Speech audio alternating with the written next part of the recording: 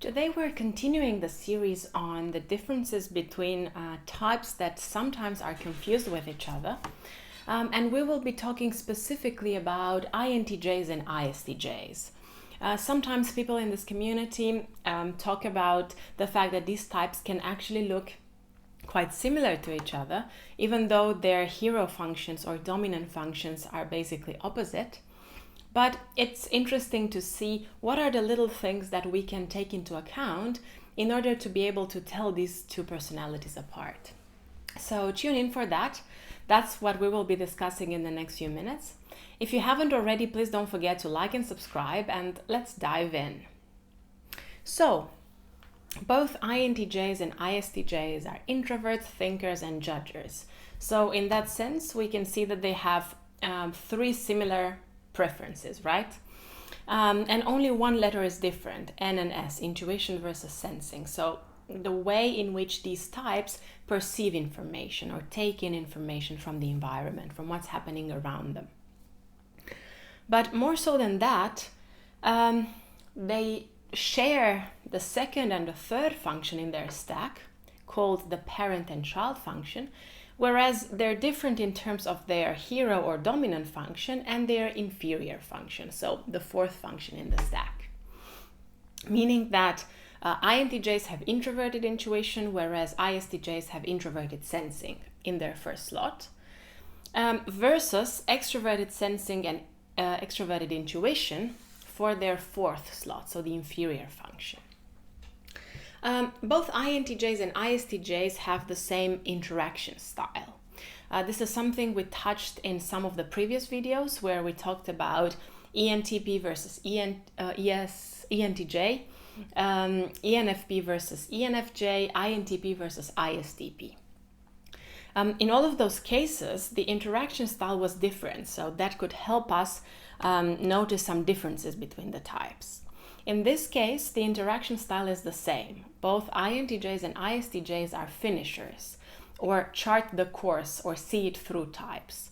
So this means that both of them are quite likely to be a little bit reticent at the beginning of a new project, but once they're committed, they're quite likely to insist quite a lot on finishing that thing, taking it to completion, making sure that things remain on track towards those objectives or things that they care about, things that they are in for.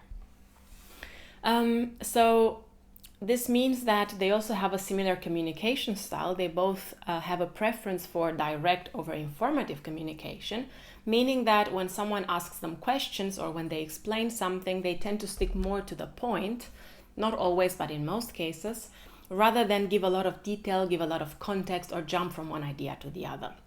So this definitely can make them look quite similar, but there are some notable differences in terms of cognitive function preference, as I said, and temperaments. So in terms of cognitive functions, I made a video where I discussed the difference between introverted intuition and introverted sensing, so you can check that out. However, I'm going to reiterate some of the points here as well. So both of these functions are perception functions. They're both concerned with securing something in the perceptual world.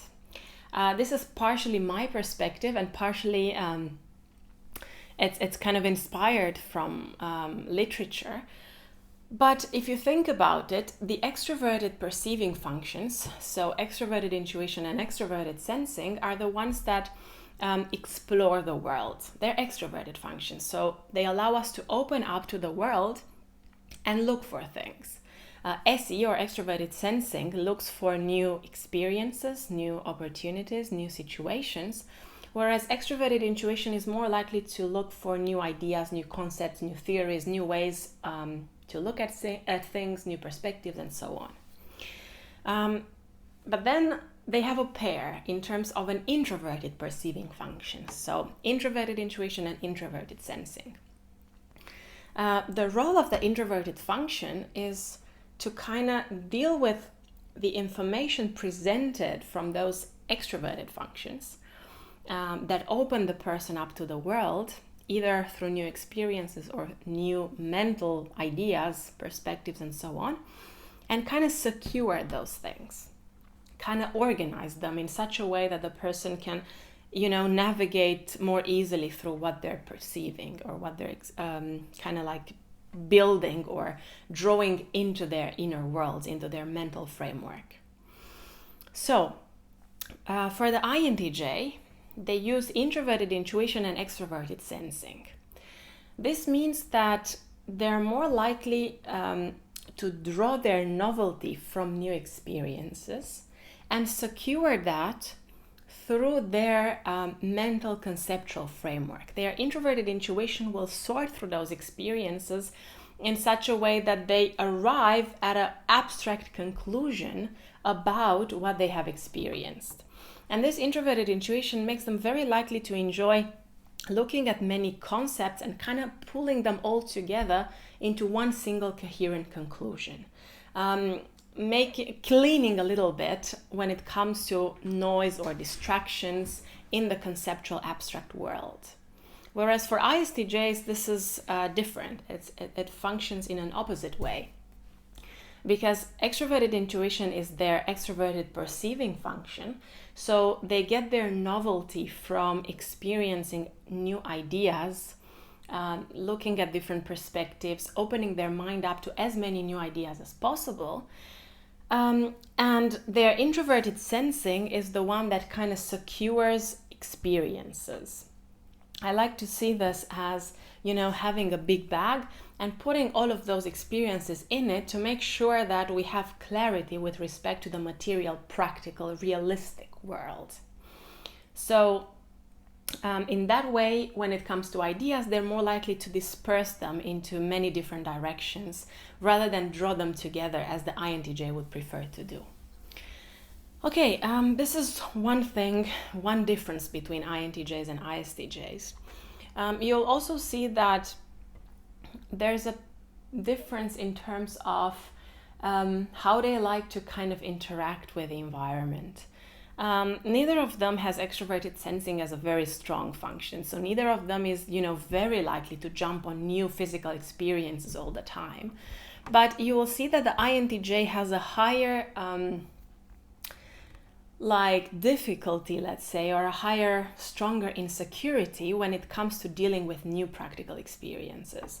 Because inferior extroverted sensing makes the INTJ kind of stressed about engaging with a lot of new physical things like sports or, cooking or cleaning or doing something with their hands. It depends from person to person. Like, I'm not saying that all INTJs have difficulty doing sports. No.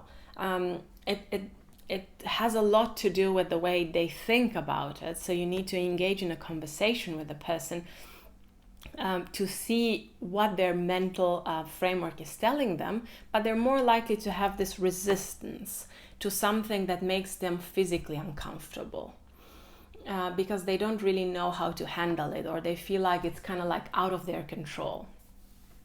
But for ISTJs, as I said, they're not the most likely to jump into action or take on new physical experiences, but they're less likely to be very stressed about it. And because introverted sensing as their dominant or hero function makes them much more attuned to their own body and maybe even better at body coordination, they might actually be more likely to excel in activities that require them to use that ability. Again, I'm not saying that all ISTJs are exceptionally attentive at their bodies. I'm just saying that this cognitive function as a hero, as a dominant one, predisposes them to pay attention to what their physical body is telling them, to the cues in their physical body. And in that sense, they have the potential, a pretty high potential, to excel at activities that make use of that skill, body coordination. Another thing that relates to NI and SI is memory, right? So ISTJs with their hero introverted sensing are much more likely to have a good detailed memory, to remember facts from the past very specifically, to remember details well, and so on. Whereas INTJs, they're more likely to have a much more like vague memory in a way, because they don't really feel comfortable with paying attention to a lot of details that they don't see as fitting their bigger framework. they're more likely to concentrate on the big picture or the main idea that they learned from something and kind of forget about the details. Because for them, introverted sensing is their demon function, so the last one in their stack, the eighth one, as a shadow function. Again, it's not always like this. It's not that all ISTJs are walking libraries, but it tends to be the case that ISTJs are more engaged and more in tune with remembering things, learning facts and kind of storing them. Whereas INTJs are more likely to focus on the main idea, on the big picture, and kind of like saying, well, if I got the main idea, if I got the big picture, then I'm going to fill in the details later, or the details will just come along and this will work out anyway. And when they speak, INTJ specifically, you will notice that they do tend to describe the main idea, the general perspective, and sometimes leave the details or the examples aside. Okay, and the last thing I wanted to talk about in this video is the difference between the two temperaments. Kersey talked about the 4 temperaments, right? INTJs as an NT, intuitive thinker type, are part of the rational temperament, whereas ISTJs as an SJ type, sensing judging, are part of the guardian temperament. And this is another notable difference. Rationals, so INTJs being part of this category, are more likely to engage with abstract ideas. They're more likely to talk about abstract things or to use abstract language. And they're pretty utilitarian in their approach. Even though they like abstract ideas and theories, they like seeing how those apply in the real world so they can make changes. They tend to have a very developed critical thinking style, and they enjoy criticizing systems and criticizing theories, but with the aim to have them apply to something in the real world.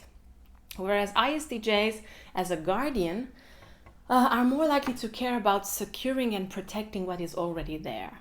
I don't want to go into the, world of saying that ISTJs are very traditionalistic and routine focused.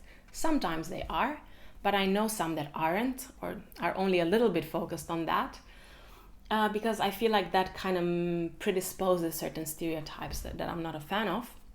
But generally speaking, guardians are more likely to care about preserving and protecting what exists already.